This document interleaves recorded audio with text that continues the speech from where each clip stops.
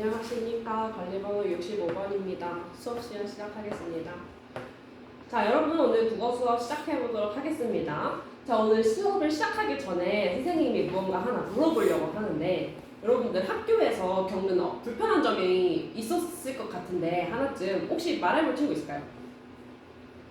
점심시간에 밥 먹으러 가는데 너무 혼잡하다. 맞아요. 요즘에 조금 약간 밥이 맛있어서 그런지 다들 열심히 뛰어가더라고요. 그래서 그러면 그 불편함을 어떻게 해결하려는 노력을 한 게 있나요?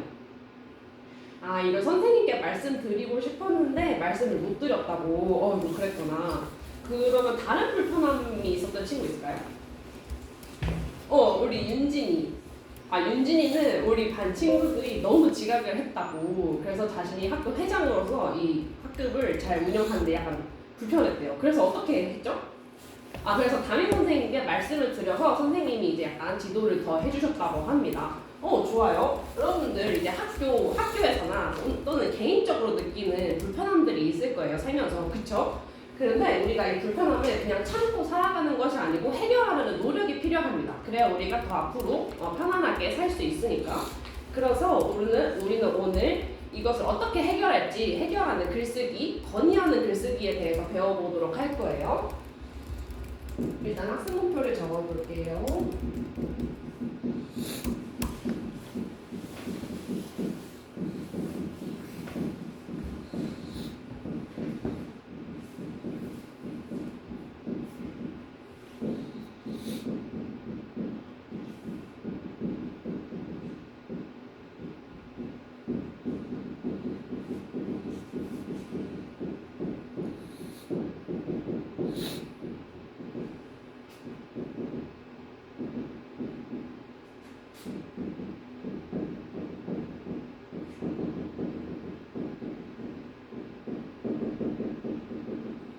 자, 우리 학습 목표를 다 같이 읽어보면 첫 번째로 건의하는 글의 현안, 그리고 쟁점, 그리고 독자를 파악할 수 있다라고 하고 두 번째로는 특성을 이해한 다음에 평가할 수 있다라고 합니다. 자, 그런데 우리가 먼저 건의하는 글이 뭔지에 대해서 알아야 되겠죠? 자, 건의하는 글이란 무엇일까?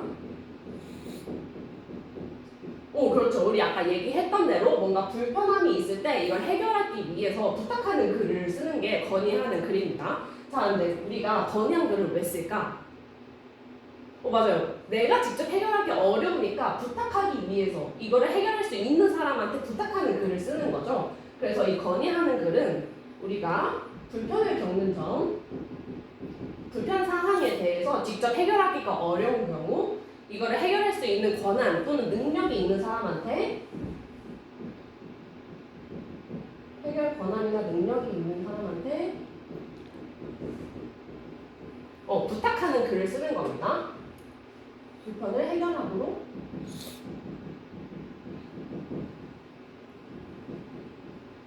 해결을 건의하는 글입니다.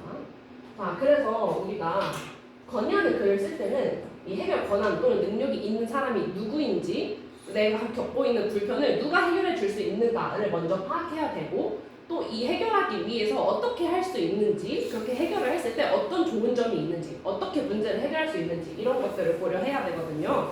자, 오늘 그래서 먼저 활동 1에서 한번 살펴보도록 하겠습니다. 자, 교과서에 보시면 자료 1번이 있어요. 다들 찾으셨나요?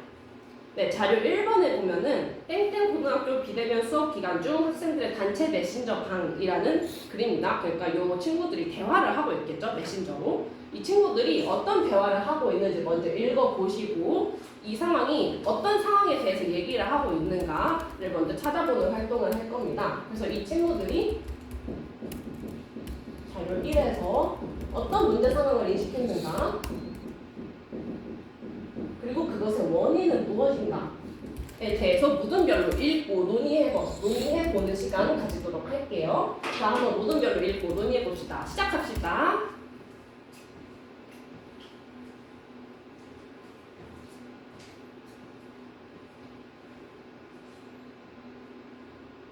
그렇지.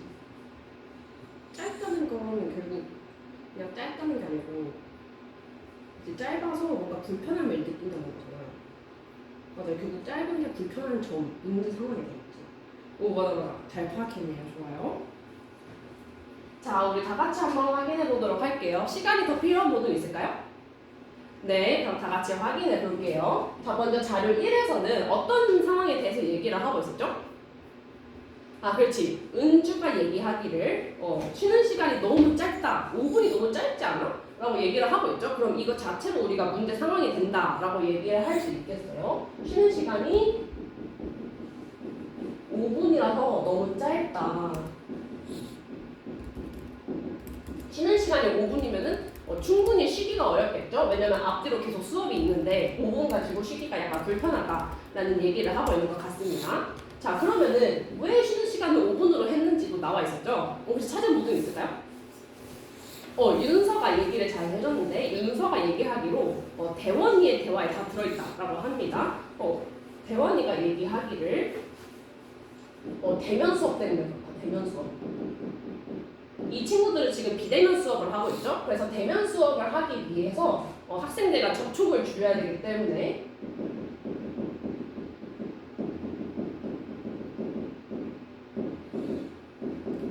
최소화를 위해 그래서 쉬는 시간 5분으로 대면 수업하는 친구들 줄였는데 근데 이 친구들만 줄일 수는 없으니까 대면 수업하는 학생들까지 쉬는 시간을 줄여서 그렇게 된 거다라고 아주 잘 찾아보았습니다. 자, 그래서 우리 마지막에 승리의 대화를 보면은 어떻게 하겠다고 얘기하고 있어요?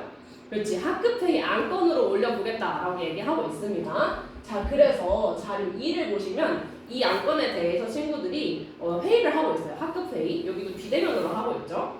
자, 이번에는 이어서 자료 2번을 읽고 쟁점이 무엇인지 파악해보는 활동을 할 거예요. 쟁점. 여러분, 쟁점의 뜻 다들 아시나요? 약간 어렴풋이는 아는 것 같아. 자, 쟁점이 뭐냐면 쟁점은 여기 상황에서 친구들이 대화를 할 때 한 곳으로 모아지는 이것에 대해서 핵심적인 문제 상황에 대해서 얘기를 하고 있는 것이라고 볼 수 있겠습니다. 그러니까 이 친구들이 결국 궁극적으로 어떤 문제에 대해서 해결을 해야 하는가 그걸 쟁점이라고 파악하시면 될 것 같아요. 어떤 점에 대해서 집중적으로 논의하고 있는가 쟁점을 한번 파악해 보시고 다음에 예상 독자를 한번 정해볼 거예요. 예상 독자. 이 친구들이 건의문 쓰기 누구에게 건의문을 쓸 수 있을지 한번 여러분들이 모두끼리 상의해 보시기 바랍니다. 간단하게 한두 분 정도로 생각해 보셔도 될 것 같아요. 자, 한번 시작해 봅시다.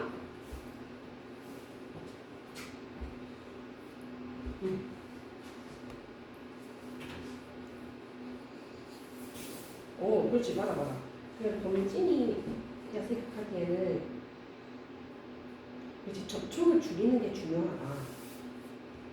맞아요. 이제 뒤에 친구들도 접촉 시간에 대해서 계속 얘기하고 있으니까 지금 이게 하나의 쟁점이 되는 거죠. 좋아요. 잘 찾았어요. 그렇지. 우리 지원이가 또 얘기를 잘 해줬네. 쟁점이 그것뿐만이 아니라. 혜진이 좀 찾았어요? 맞네. 같이 얘기해가지고 같이 조금 더 이렇게 결합하고 잘 정리를 해보면은 그렇지, 맞아요. 그렇게 하면은 우리가 쟁점에 대해서 파악을 잘 한 게 되겠네요. 아주 잘 논의하고 있어요. 좋아요. 자, 우리 한번 다 같이 확인해 보도록 합시다. 혹시 시간이 더 필요한 부분 있을까요? 네, 그럼 같이 확인해 보도록 할게요. 자, 먼저 우리 쟁점에 대해서 파악해 보도록 합시다. 자, 우리 쟁점에는 어떤 것이 있을까? 우리 오모듬의 민성이가 얘기를 잘 해줬는데 쉬는 시간이 너무 짧은 것에 대해서 쉬는 시간의 길이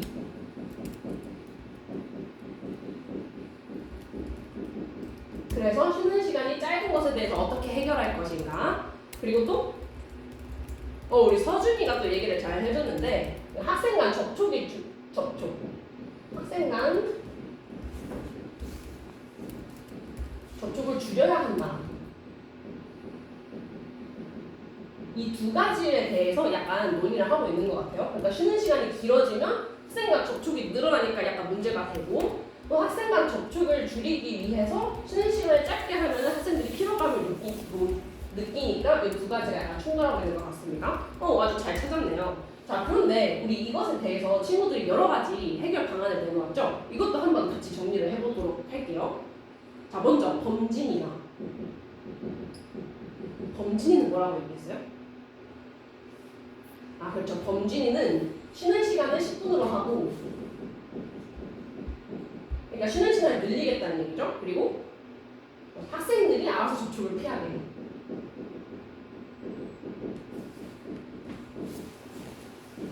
알아서 피해. 그렇죠. 이렇게 얘기를 하고 있어요. 자 그랬더니 이것에 대해서 맞습니다. 수정이가 약간 반박을 하고 있는데 뭐라고 반박했어요? 아 그렇지. 그럼 이렇게 하면은 어쩔 수 없지. 학생들이 접촉을 피한다 하더라도 결국 늘어날 수밖에 없다. 접촉이 늘어난다. 그래서 이거는 좋지 않다라고 얘기하고 있죠. 이렇게 반박을 하고 있고. 자 그랬더니 그렇죠. 유민이가 다시 얘기를 하고 있습니다. 유민이는 뭐라고 얘기하고 있죠? 맞아요. 유민이는 쉬는 시간은 5분을 그대로 두고 수업 시간을 줄여야 된다. 수업 시간을 단축해야 된다. 왜죠? 왜 수업 시간을 줄인다고 했을까? 그렇죠. 수업 시간을 줄이면은 쉬는 시간이 짧아가지고 이 피로감을 느끼는 것을 약간 해결할 수 있다. 그러면은 피로감 해결.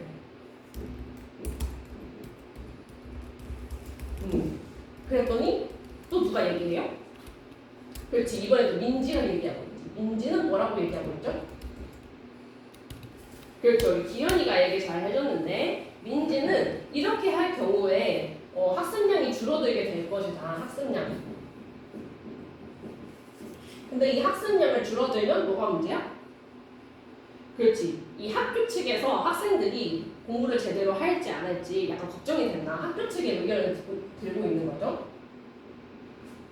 학교 측의 의견을 예상하고 있는 거예요. 그래서 결국 우리는 어떤 결론이 나왔어요? 결론은 이제 가원이가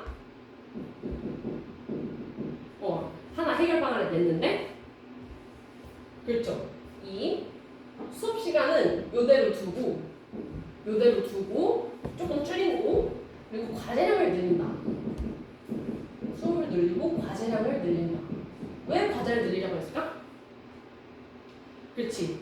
이 수업을 줄이고 수업을 길게 하는 것보다 수업을 줄이고 과제를 하면은 이 학습량이 줄어드는 것에 대해서 학교 측에 약간 걱정을 줄일 수 있다라고 얘기하고 있죠. 이러면은 학습량을 보장할 수 있다라고 약간 보충안을 제시했습니다. 그래서 그렇지. 서현이 동의하고 용탁이 동의하고 그래서 이 사항에 대해서 우리가 건의문을 쓰게 될 것 같아요. 친구들이. 자 그러면 이 건의문을 누구에게 써야 할까? 예상 독자. 누가 이 건의문의 예상 독자가 될까요? 그렇지. 이 쉬는 시간 줄이고 또 수업 시간도 줄이고 약간 이 과제를 조금 더 늘릴 수 있고 이런 사람이 누가 있을까? 맞아요. 교장 선생님이 되겠죠? 또 다른 의견이 들렸는데 누구죠? 주현이는 교육감님한테 얘기를 할 수도 있대요. 왜 교육감님이라고 얘기했죠? 아 그렇지. 비대면 수업을 하는 건 우리 학교, 이 학교뿐만이 아니라 전국의 이 지역의 모든 학생들이 다 그런 걸 테니까 이거를 이 같은 지역에 있는 학생들이 대부분 느낄 것이다. 그럼 우리 학교만 문제가 되는 게 아니고 다른 학교에서도 문제를 해결할 수 있도록 교육감이랑 됐으면 좋겠다라고 좋아요. 아주 큰 얘기를 해줬네요. 자 그러면 우리가 볼 때 예상 독자, 교감 선생님, 교육감 어때요? 그렇죠. 우리보다 나이가 많으시고 또 그렇죠. 이 교육에 대해서 훨씬 더 연륜이 있고 경력이 있으신 분이죠. 그럼 우리가 글을 쓸 때 어떤 것을 고려해야 될까?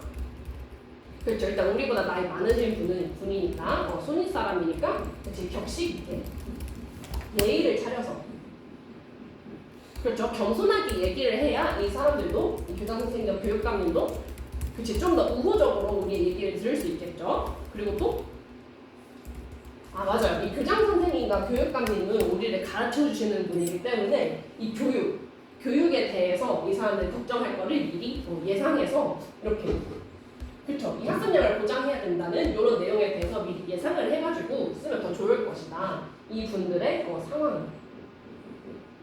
또는 관심사 등을 미리 예상하면 좋겠다. 오, 좋아요. 이런 거 아주 잘 파악하고 있네요. 좋습니다. 자, 그러면 우리 이제 활동 두 번째로 넘어갈게요. 두 번째로 넘어갔을 때는 자, 우리 자료 3번이 있습니다. 다들 찾으셨나요? 네, 우리 자료 3번에 보면은 건의문이 있죠. 이 친구들이 이렇게 논의한 내용을 가지고 건의문을 썼습니다. 그래서 이 건의문을 한번 구조를 나눠볼 거예요. 근데 구조를 나누기 약간 어려울까봐 여기에 이미 이 칸으로 이렇게 묶어가지고 돼 있죠. 그렇죠? 구조가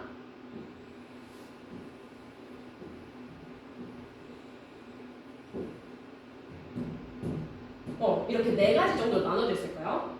여기 처음,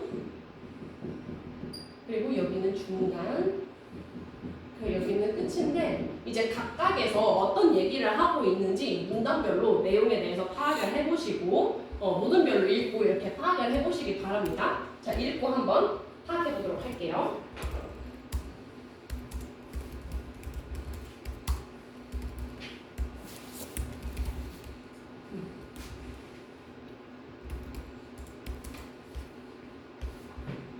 그렇지.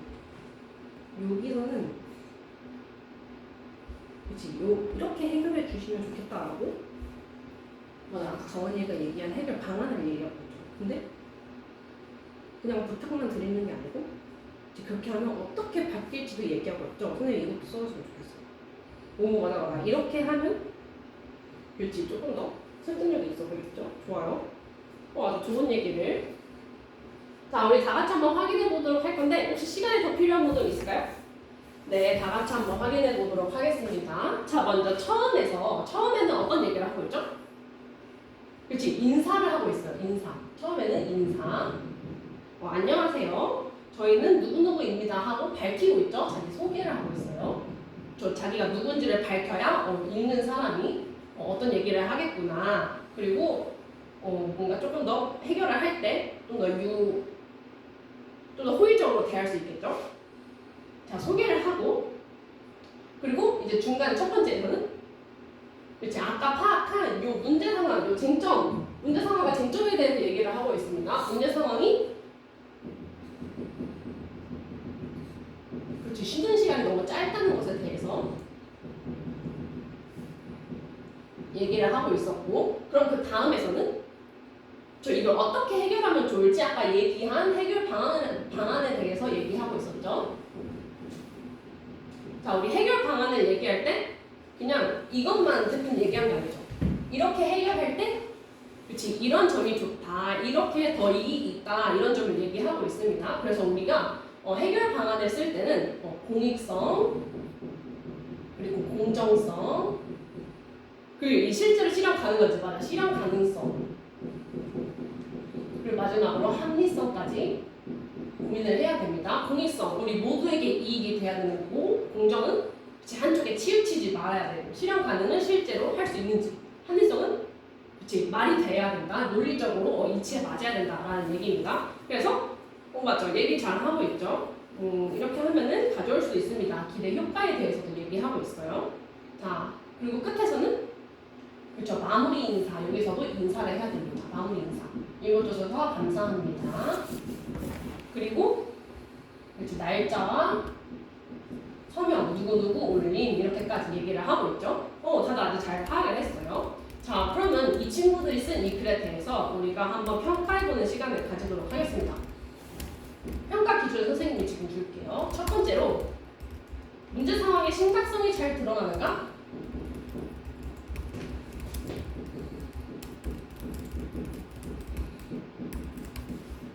그리고 두 번째로 해결 방안이 공정하고 공익적인가? 세 번째로는 실현 가능하고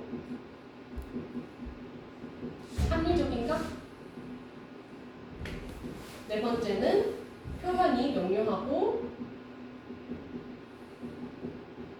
예의를 갖췄는가?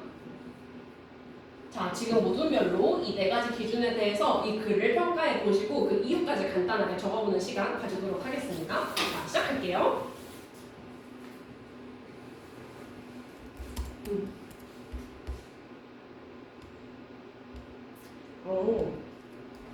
그렇지. 교육에는 맞아. 그렇게 생각할 수도 있어요. 맞아요. 실험 가능 이제 실제로 할 수는 있겠지만 결국 그러면은 과제량을 늘리는 게 합리성이 부족하다. 즉 말이 약간 안 된다고 생각할 수 있죠. 그 이유에 대해서 조금 더 생각해 보면 좋겠어요. 왜 말할까요? 좋아요. 이 모든별로 논의해 보면 좋겠어요. 좋아요. 자, 우리 한번 다 같이 얘기해 보도록 합시다. 자, 첫 번째로 문제 상황의 심각성이 잘 드러나는가에 대해서 여러분들 어떻게 평가하시죠? 이거 다들 괜찮다고 얘기를 하고 있네요. 자, 왜냐면 그렇지, 문제 상황, 여기 문제 상황 파악한 것에서 그렇지, 호소한 학생들이 많아졌다라고 굳이 강조를 하고 있죠. 좋아요. 자, 두 번째, 해결 방안이 공정하고 공익적인가? 이것도 대부분 괜찮다고 얘기를 해줬습니다. 공익적이죠. 이 공익, 학생들이 약간 피로감을 느끼는 것도 줄이면서 그래서 학습량이 줄어든다는 저 예상 독자분들의 걱정까지 약간 보완을 해주는 양측의 의견을 모두 생각한 공익적인 공정한 해결 방안을 제시했다고 보이고요. 자, 실현 가능하고 합리적인가? 이거 약간 갈리는 것 같아요. 자, 맞다고 한 친구들도 있고 아니라고 한 친구들도 있는데 선생님 아니라고 한 친구들 의견 좀 듣고 싶어요. 왜 약간 부족하다고 생각했죠? 과제량을 늘리는 것이 약간 합리성이 부족하다. 과제량을 늘리면 지금 결국 이 수업을 한 거에 대해서 과제를 늘려야 되는데 이 과제를 늘리면 이거를 관리할 수 있는 방법이 없다. 그래서 합리성이 약간 부족하고 실현 가능성이 약간 부족하다고 얘기를 잘 해줬네요. 좋아요. 아주 냉철하게 잘 분석을 해줬어요. 자, 마지막으로 표현이 명료하고 예의를 갖췄는가? 네, 이것도 괜찮죠. 자, 처음에 인사 그리고 끝인사 감사합니다까지 잘 했고 이제 표현도 너무 길거나 가장되는 표현 없이 명료하게 잘 표현을 하였습니다. 자, 우리 이렇게 건의문에 대해서 살펴보았는데 건의문에는 어떤 현안, 어떤 문제 상황 그리고 어떤 쟁점과 복자를 고려해야 하는가 같이 살펴보았고 이 건의하는 글이 어떤 특성을 가지고 있는가 문제 상황, 해결 방안 그리고 어떤 구조를 가지고 있는지까지 살펴보았고 이를 통해서 우리가 건의문을 어떻게 읽고 써야 하는가까지 살펴보았습니다. 이상입니다.